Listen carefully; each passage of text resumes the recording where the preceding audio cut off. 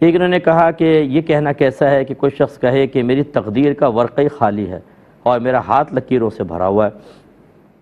دیکھیں، ایسے کہنے والے کو احتیاطاً تجدید ایمان اور تجدید نکاح کرنا چاہیے، کیونکہ قرآن سے تقدیر ثابت ہے۔ تقدیر کا مطلب کیا ہے؟ اللہ تعالیٰ کا ازلی فیصلہ جو اس نے ہمارے لیے کیا، اور اس نے اللہ تعالیٰ نے ان کو لوح محفوظ پہ اپنے ان فیصلوں کو لکھوایا بھی ہے۔ تو اب یہ کہنا کہ جی میری تقدیر کا ورقہ خالی ہے، اس کا مطلب کیا ہے کہ وہ تقدیر کا انکار کر رہا ہے؟ کچھ ہے ہی نہیں۔ ایک بات تو یہ۔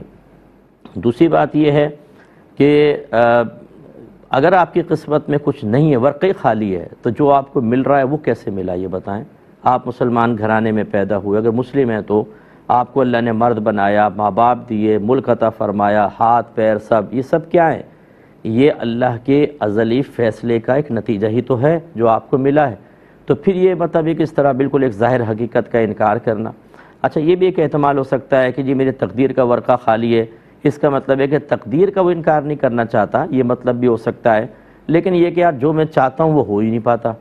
اگر ایسا ہے تو پھر اس کو تجدید ایمان کی حاجت تو نہیں ہوگی، لیکن بہرحال تقدیر پر شکوہ اس نے کیا ہے یہ، اور اس نے صحیح مذہب کو نہیں سیکھا ہے۔ سب سننے والوں سے میں گزارش کرتا ہوں اچھی طرح ذہن میں رکھیں، اللہ تعالی ہمارا رب ہے، ہمارا بندہ نہیں۔ ہم اس کے بندے ہیں، ہم رب نہیں ہیں۔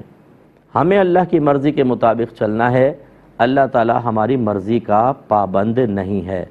لیکن معاذ اللہ ثم معاذ اللہ کچھ ایسا نظر آتا ہے کہ ہم یہ چاہتے ہیں کہ یہاں ہماری زبان سے کچھ نکلے اور اللہ تعالیٰ کو چاہیے کہ اس کو پورا کر دے۔ اگر نہیں کرے گا تو شکوہ کریں گے، بغاوت پر آ جائیں گے، موڈ آف ہو جائے گا، تقدیر کو کوسنے لگ جائیں گے۔ اچھا، اس کے جواب میں اللہ تعالیٰ نے ہر طرح کی نعمت ہمیں دی ہے، وہ جب حکم ارشاد فرمائے تو ہم ماننے کے لیے تیار نہیں ہیں۔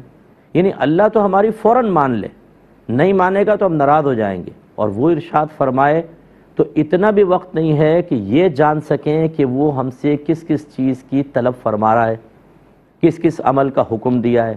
یہ فرض علوم سیکھنے سے ہوتا ہے، اور فرض علوم ہم نے سیکھے نہیں ہوتے۔ یعنی ہم رب کی مانے نہ مانے، رب ہماری مانے، یہ کیسا آپ کا ذہن بن چکا ہے؟ یہ مصیبت یہ ہے کہ ہم دین کو بہت ہی حقیر اور معمولی سمجھتے ہیں، اور بڑی معذرت کے ساتھ میں جملے کہتا ہوں، تلخ ضرور ہے، ناراض مت ہوئیے گا، کہ اگر بچے ماں باپ کے ساتھ صحیح ہونا، بڑوں کے ساتھ، انہیں کوئی پرواہ نہیں، نماز پڑھیں نہ پڑھیں، اور مطلب دین سیکھیں نہ سیکھیں، کوئی مسئلہ نہیں ہے۔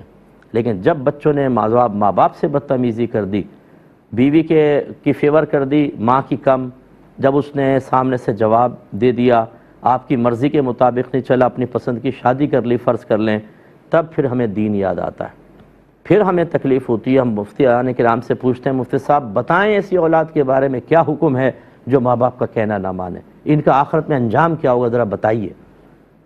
بھائی تو آپ نے پہلے دین کیوں نہیں سکھایا اپنے بچوں کو؟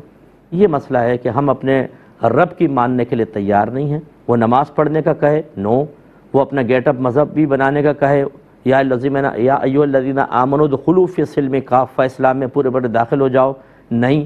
وہ رزق حلال کا حکم دے، نہیں کمانا، وہ فرمائے بدنگاہی نہ کرو، ضرور کریں گے، ہم کچھ نہ مانیں، اللہ تعالی ہماری مانے، اور نہ مانے تو اس قسم کے جملے، اس سے آپ ذرا اندازہ کر لیجئے، اگر بیوی ایک بھی کہنا نہ مانے اور یہ کہے شوہر میری بات مانتا نہیں ہے، کہ آپ صحیح کہیں گے اس بیوی کو؟